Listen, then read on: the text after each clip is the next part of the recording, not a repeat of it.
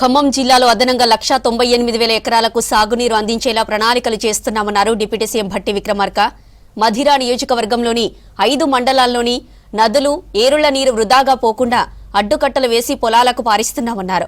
మధిర నియోజకవర్గం చింతకాని మండలంలో అభివృద్ధి కార్యక్రమాలకు శంకుస్థాపన చేశారు భట్టి.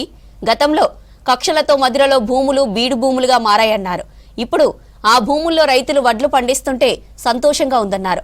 రాష్ట్రంలో సంపదను పెంచుతామని, పంచుతామని, గద్దలు, డేగలు, రాబందులను దరిదాపుల్లోకి రానివ్వమని స్పష్టం చేశారు భట్టి. పట్టుదలతో దగ్గరుండి పనులన్నీ పూర్తి చేసి ఫేజ్ 1 ప్రారంభోత్సవం చేయటం కాదు, ఈ చెరువులన్నీ నింపుతూ ఈ పరిసర ప్రాంతాల్లో ఎండాకాలంలో కూడా నీళ్లు ఉండేటట్టు చేశాం. ఎండల్లో కూడా ఈ రోడ్డు మీద పోతా ఉంటే చెరువులో నీళ్లు ఉంటాయి. ఈ ప్రాంతం ఈ రోడ్డు మీద నుంచి పోయే వాళ్ళంతా ఆశ్చర్యంగా చూశారు. తిరిగి పంటలు పండించుకుంటూ ఉన్నారు, బాగా ఉంటున్నారు, అభివృద్ధి చెందుతూ ఉన్నారు. మళ్ళీ రెండో ఫేజ్ కూడా ఇవ్వండి, మాకు మిగతా ప్రాంతాలు కూడా అభివృద్ధి చెందాలంటే తప్పనిసరిగా చేస్తానని చెప్పి మళ్ళీ అధికారంలోకి రాగానే మన ప్రభుత్వం అధికారంలో ప్రజాప్రభుత్వం ఇందిరమ్మ రాజ్యం అధికారంలో రాగానే మొట్టమొదటిగా చేసిన కార్యక్రమమే ఈ రెండో ఫేజ్ మరొక 2,500 ఎకరాలకు లబ్ధి పొందేటట్టుగా ఈరోజు లిఫ్ట్ ఇరిగేషన్ చేశాం. ఈరోజు నిజంగా మీకెంత ఆనందం ఉందో నాకు తెలియదు, కానీ నాకు మాత్రం ఎండిపోయిన ఈ బీడు భూముల్లో లిఫ్ట్ ఇరిగేషన్ పెట్టించి నీళ్లు పారిస్తూ ఆ పారిచ్చినటువంటి పొలాల్లో మీరు సంతోషంగా పంటలు పండిస్తూ ఆ పంటల్లో కంకుల్ని, ఒడ్లని ఏరుకుంటున్న దృశ్యాలను చూసినప్పుడు మాత్రం నాకు నిజంగా గుండెల నిండా తృప్తి, సంతోషం కూడా ఇచ్చిందని సందర్భంగా చెప్తా ఉన్నాను. ఈ కార్యక్రమం మరొక కార్యక్రమం ఈరోజు మొదలు పెట్టుకుంటూ ఈరోజు మీ అందరి సమక్షంలో ఈ కార్యక్రమాన్ని చేసుకుంటున్నాం. పక్కనే ఆ ఇల్లు చూస్తూ ఉంటే ఆ విషయం కూడా చెప్పాలనిపించింది.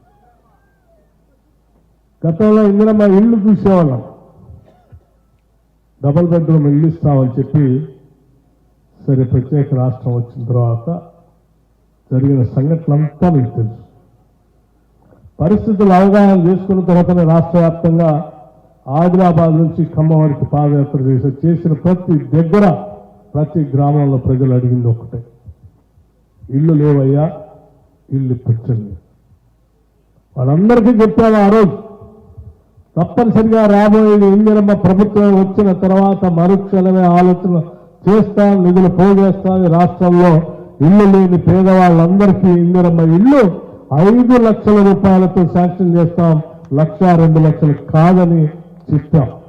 చెప్పినట్టుగానే ఈరోజు రాష్ట్రంలో 4,50,000 ఇళ్లని ఒకటేసారి శాంక్షన్ చేసి ఒక్కొక్క శాసనసభ నియోజకవర్గంలో 3,500 ఇళ్లను 22,500 కోట్ల రూపాయలతో ఇందిరమ్మ ఇళ్లని శాంక్షన్ చేసి పేదవాళ్ళు వాళ్ళు భూమి పూజ చేసి ఇల్లు కట్టుకుంటా ఉంటే ఆ కట్టుకున్న ఇళ్లలో తిరిగి గృహప్రవేశం చేసేటప్పుడు ఆ గృహప్రవేశానికి ప్రభుత్వంలో ఉన్నటువంటి పాలకులు వచ్చి మీతో పాలు పొందించి మీ సంతోషాన్ని చూడటే ఈ రాష్ట్ర ప్రభుత్వ అంతిమ లక్ష్యంగా పెట్టుకొని ముందుకు పోతాం. అందుకే ఆ ఇల్లు చూస్తూ ఉంటే ఆ నీళ్లు చూస్తున్నప్పుడు ఎంత ఆనందం కలిగిందో ఈ ఇల్లు కట్టుకుంటున్నటువంటి వాళ్ళని చూస్తే కూడా